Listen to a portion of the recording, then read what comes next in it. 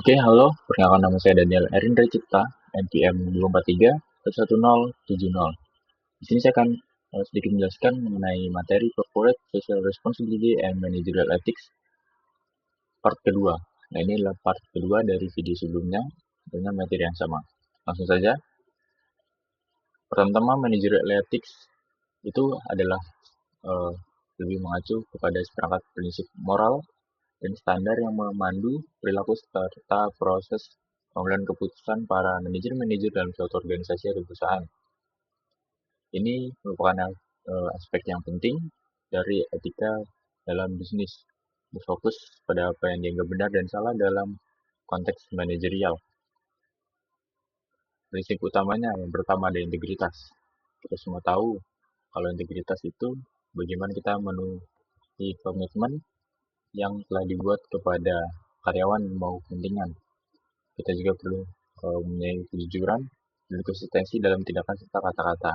Jadi sejalan uh, dengan kata-kata dan juga dengan tindakan kita. Yang kedua adalah keadilan.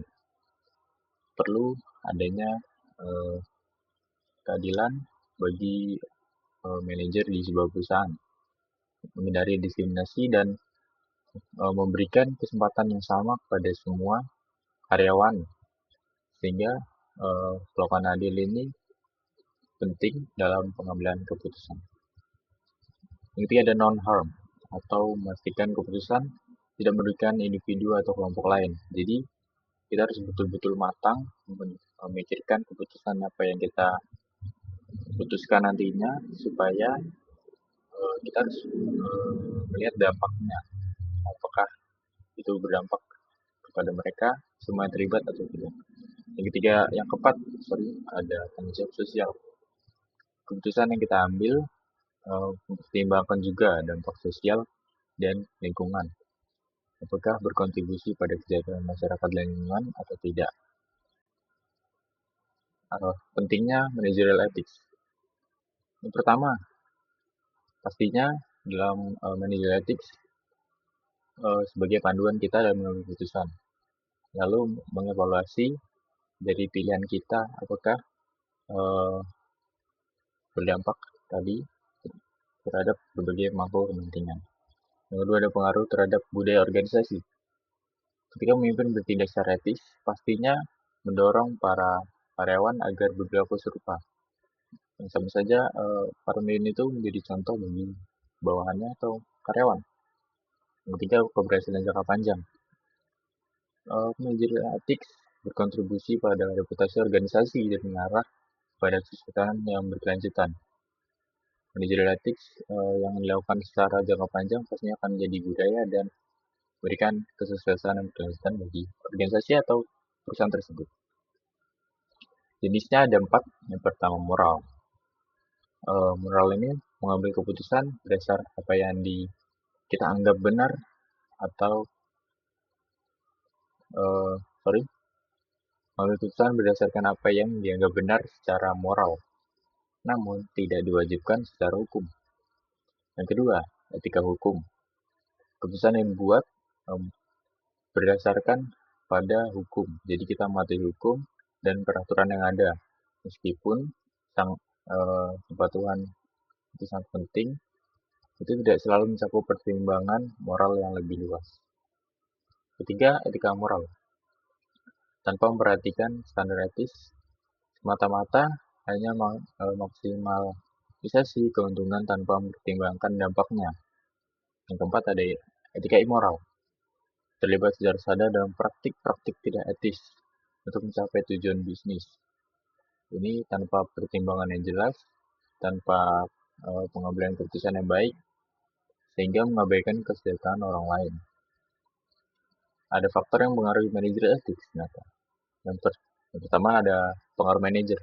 Pastinya nilai pribadi, pendidikan, dan pengalaman hidup seorang manajer mempengaruhi keputusan etis bagaimana seorang manajer itu membuat keputusan itu. Gitu ada budaya organisasi. Budaya norma membantu perilaku etis sebuah organisasi. Perusahaan, perilaku, serta interaksi dapat mendukung atau justru menghambat penerapan etika dan pengambilan keputusan. Ada lingkungan eksternal, faktor seperti peraturan pemerintah, norma sosial, dan masyarakat berkontribusi ketika etika manajerial diterapkan. Dengan industri berkompetisi mengaruhi bagaimana perusahaan beroperasi dan membuat keputusan etis. Ya, pemimpinan tadi yang sudah saya sebelumnya jelaskan, kepemimpinan seseorang jika diterapkan akan mengaruhi etika organisasi di organisasi yang dipimpin. Pemimpin menunjukkan perilaku etis atau tidak etis yang akan menjadi teladan bagi karyawan dan juga mendorong budaya etis di suatu organisasi. Solusi mendapatkan standar manajerial ethics. Pertama, pastinya sebelum masuk di perusahaan ada rekrutmen yang harus lebih selektif terhadap kandidat-kandidat baru, karyawan-karyawan baru dengan rekam jejak yang baik dalam proses perekrutannya. Kedua, ada kode etik. Perusahaan atau organisasi pastinya menyusun kode etik yang jelas dan komprehensif sebagai panduan bagi semua karyawan yang ada di perusahaan tersebut. Yang ketiga, ada pelatihan etika. Tidak hanya memandang karyawan atau bawahan saja, tapi justru semua aspek atau semua bagian dari perusahaan atau organisasi perlu diberikan pelatihan tentang etika, karena ya mereka sendiri yang berpengaruh kepada seluruh organisasi.